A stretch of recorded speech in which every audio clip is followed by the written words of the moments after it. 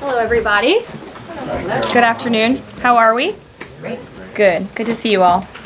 I want to start today by addressing the U.S. Army soldiers who went missing while conducting a mission to repair and tow an immobilized tactical vehicle in Lithuania in the early hours of March 25th.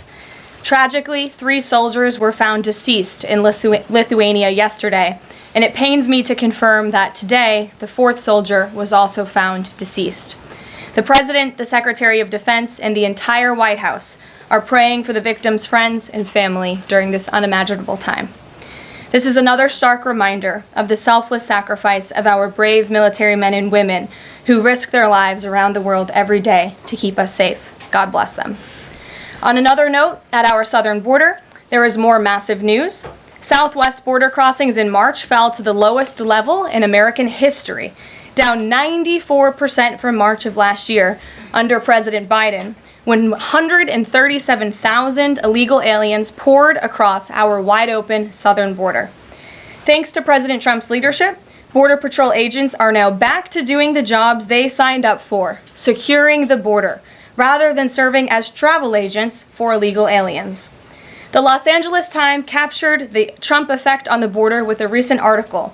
Their headline read, "California-Mexico border, once overwhelmed, is now nearly empty."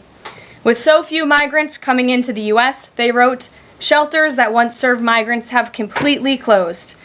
Deportations of illegal aliens who threaten the safety of the American people are also continuing at a rapid pace. Over the weekend, the United States military transferred a group of 17 violent criminals from the Tren de Aragua and MS-13 terrorist organizations to El Salvador.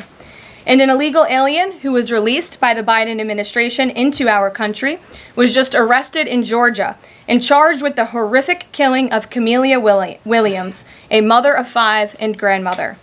The suspect has now been indicted on charges of malice murder, felony murder, aggravated assault, rape, aggravated sexual battery, and necrophilia, which, for those who don't know, necrophilia is a sexual obsession with a corpse. This suspect was ordered to be removed in July 2023, but the Biden administration allowed him to stay.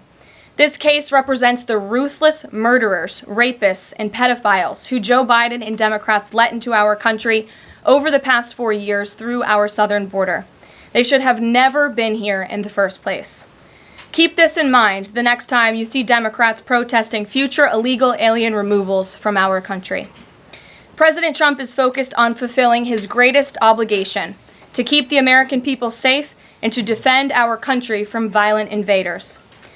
Looking ahead to tomorrow, April 2nd, 2025, will go down as one of the most important days in modern American history. Our country has been one of the most open economies in the world, and we have the consumer base hands down, the best consumer base. But too many foreign countries have their markets closed to our exports. This is fundamentally unfair.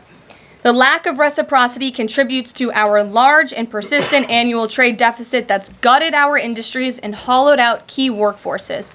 But those days of America, beginning tomorrow, being ripped off are over. American workers and businesses will be put first under President Trump, just as he promised on the campaign trail. The president's historic action tomorrow will improve American competitiveness in every area of industry, reduce our massive trade deficits, and ultimately protect our economic and national security. President Trump's economic vision is rooted in common sense.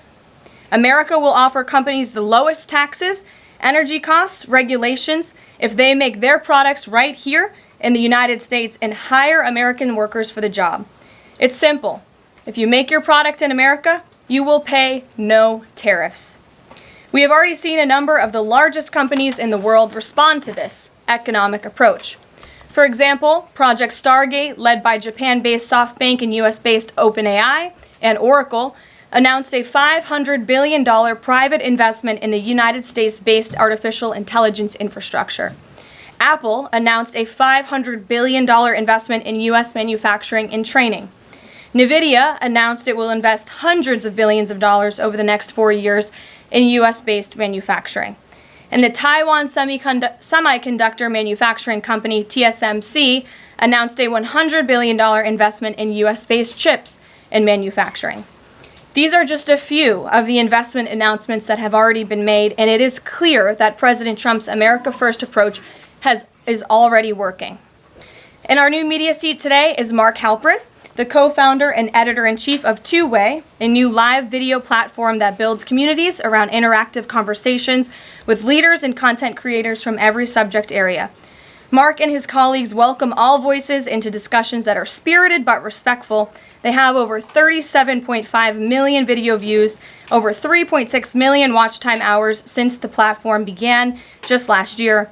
This is new media in its truest sense, allowing the people to ask questions, make comments, and be an active part of engagement on the most important issues facing the country and our world.